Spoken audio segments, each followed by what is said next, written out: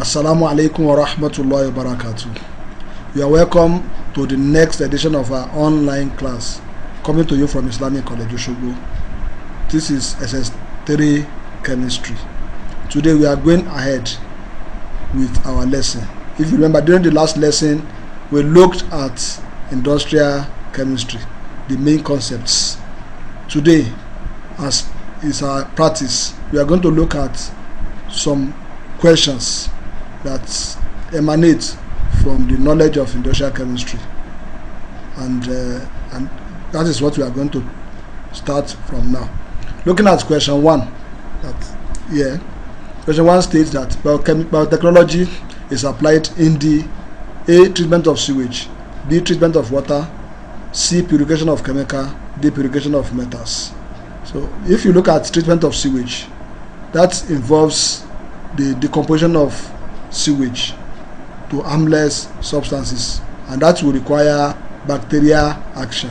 As you are already aware that biotechnology has to do with the use of living organisms in the production of useful materials for man. So biotechnology is actually applied in treatment of sewage. But in treatment of water involves purification of water for use domestically, which does not involve the use of any microorganism. Also, purification of chemicals does not involve the use of microorganism, as well as purification of metals. There's no use of microorganism there. So the only one that involves the use of microorganism is treatment of sewage, and that is the correct answer. Coming to question 2, which goes thus: which of the following substances can be classified as heavy metals? Heavy chemical. We have looked at heavy chemicals, and we all agree that what we mean by heavy chemicals are chemicals that are produced in large quantity and to a less degree of purity. And if looking at all this, calcium oxochlorate is also known as a bleaching powder. We have tetrosulfate acid, we have silver trisulfide, we have calcium oxide. So the one that is classified as heavy chemical is tetraoxosulfate 6 acid. It is a heavy chemical. The next question is question 3. Which of the following raw materials is used in the plastic industry? Ethene, methane, sulphur, and hydrogen. Of all these options, ethene is used in the plastic industry to produce polythene. You all know that ethene is the monomer of polythene, and therefore it is used in the plastic industry. All others are not used in the plastic industry. Question 4. The process of extraction of iron from its ore is, if you look at all the metals, the most reactive metals are extracted by electrolysis. Those ones that follow the most reactive metals, that is the less reactive metals, they are extracted by reduction, while non-reactive metals exist in free state in nature, like gold and silver. But iron as a metal is among the less reactive metals. The most reactive ones that are extracted by electrolysis include potassium, sodium, calcium, aluminium. So those ones are extracted by electrolysis. Those ones that follow them, like iron, tin, lead, are extracted by reduction of their oxide, and iron is one of them. So iron is extracted by reduction of its ore. Now, question 5. Chemicals that are produced in small quantities and very high degree of purity are, so those ones that are produced in small quantity and very high degree of purity are called fine chemicals, while those that are produced in large quantities and low degree of purity are called heavy chemicals. So in this case, we are asked to name the chemicals that are produced in small quantity but high degree of purity, so they are called fine chemicals. Question 6. What type of reaction occurs between plant ash extract and vegetable oil? Plant ash extracts are alkalis. They are alkali, while vegetable oil are oil. So when an alkali or a base reacts with oil, a soap is usually formed. So the reaction between fats or oil with an alkali leads to soap, and that's such a reaction is called saponification. Saponification can therefore be defined as the alkaline hydrolysis of fats and oil. So in this case now, we are talking about plant ash extract, which is alkali, and vegetable oil. So the reaction is called saponification. So that is option D. Coming to question 7, the question is the key factor to be considered in citing a chemical industry. This is the economic part of industrial chemistry. The key factor to be considered in citing a chemical industry is it favorable climatic condition? Is it availability of space to store raw materials? Is it its nearness to other industrial establishments? Or is it its nearness to the source of raw materials? All the points except C is to be considered, because favorable climatic condition is a factor to be considered in citing an industry. Availability of space to store raw material, well, is one of the things a wise industrialist consider. Then nearness to the source of material is also one of the things a wise industrialist will consider. But the question says the key factor, which of them is the most key?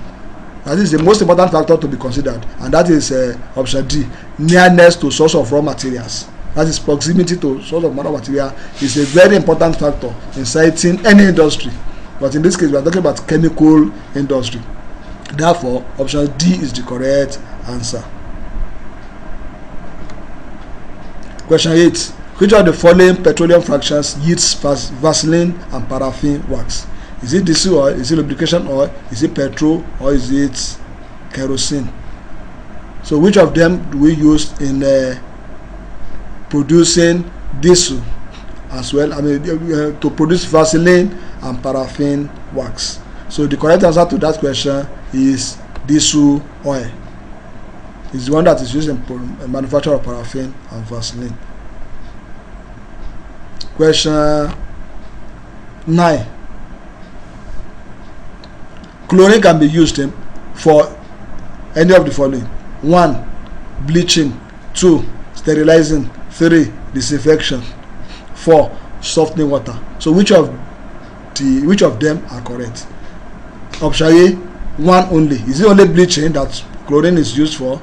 Option B, 1 and 2 only. Option C, 1, 2 and 3. 1, 2, 3 and 3 only. Option D, 1 and 3 only. Option E, 1, 2, 3 and 4 only. If you look at the options in solving this type of question, we have to consider each of the options correct, one by one. I will decide which one is correct. So is chlorine used in bleaching? Yes. So that is the correct answer. In fact, it is the chlorine is the key element in most of the bleaching agents that we use. So that's one.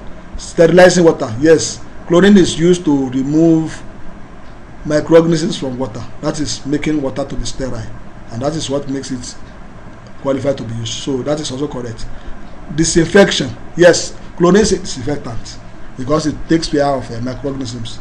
So it is also correct. Softening water, no, chlorine is not used in softening water. It's not a softening agent for water. So the only option that is wrong here is option 4. So looking at the options A, B, C, D, E, the one that contains 1, 2, 3 but does not contain 4 is what we are going to choose, and that is option C. So 1, 2 and 3 only is correct. That is option C for that particular question. Now next question, that is question 10 here. Okay, that question is repeated. So chlorine, no. Okay, this question 10 is here. In the manufacture of soap from fats and oil, Brine is added because it is A. Act as a catalyst for saponification. B. React with fat and oil to produce soap. C. Helps in precipitation. D. Helps to improve the cleansing action of soap. E. Reacts with propan 1,2,3 triol to remove it from soap. Now the question there is trying to test our knowledge of the purpose of adding common salt to soap solution after saponification. That process, I should tell you, is called salting out. SALTING, salting out. But the essence of doing that is in order to reduce the solubility of soap. You know, soap is produced in the form of a solution. So when common salt solution, which is brine, is added, because brine salt is more soluble than soap, so salt dissolves and therefore reduce the solubility of soap. In that process, salt crystallizes out as insoluble salt, and that process is called salting out. So the process, the coming out of salt from that solution is referred to as precipitation, and that makes the correct option in this question to be option C. It helps in precipitation. Going to the next question. That is question 11. In the manufacture of soap from water, okay, that is the one we just answered now. The next question, which is question 12. The catalyst used in conversion of sulphur 6 oxide to sulphur oxide in the contact process is, sorry, this question should be the catalyst used in the conversion of sulphur 4 oxide to sulphur 6 oxide. The catalyst used in the conversion of sulphur 4 oxide to sulphur 6 oxide in the contact process is A. Silica gel, B. manganese 4 oxide, C. alumina, D. iron 3 oxide, E. vanadium 5 oxide. So the correct answer there is vanadium 5 oxide. It is the catalyst used when sulphur 4 oxide is to be converted to sulphur 6 oxide. Question 13. The alloy used in the manufacture of aircraft is aluminum soda, duralumin, German silver, or bronze. If you go and check your notes on aluminium, use of aluminium, you are going to see it there. One of the alloys of aluminium is duralumin, and it is used in the manufacture of aircraft. If you check your notes also on alloys, duralumin is one of the alloys we treated, and one of its uses that is used in the manufacture of aircraft, because aluminium is light, has high tensile strength, and can withstand a lot of heat. Therefore, it can be used in manufacture of aircraft, and the main use there is because of it. The main reason why it is used in manufacture of aircraft is because of its lightness and the high tensile strength. Question 14. Sources of inorganic raw materials include air, seawater, seaweed, sand. Let's look at the options one by one. Looking at option, the first one, air. Yes, air is a source of raw material. From here we get oxygen, we get nitrogen, especially those two substances, which are raw materials in chemical industries. From seawater we get sodium chloride, which is a raw material in chemical industries. From seaweed we get bromine, which is a raw material in chemical industry. We get magnesium, which is another raw material in chemical industry. From sand is even the silica, the silica that is used, that is silicon dioxide that we use in the manufacture of glass. So we get raw material for chemical industry. It means all the options are correct, and that is 1, 2, 3, 4. That is option E. That's the answer we are going to choose.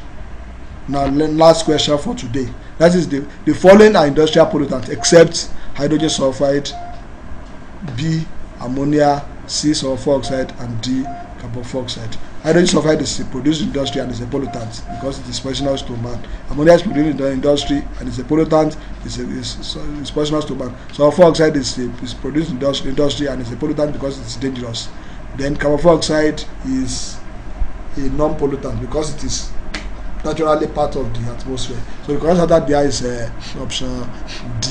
And that takes us to the end of today's lesson. I wish you success in your endeavors. Please check your portal for your assignment and ensure that you solve the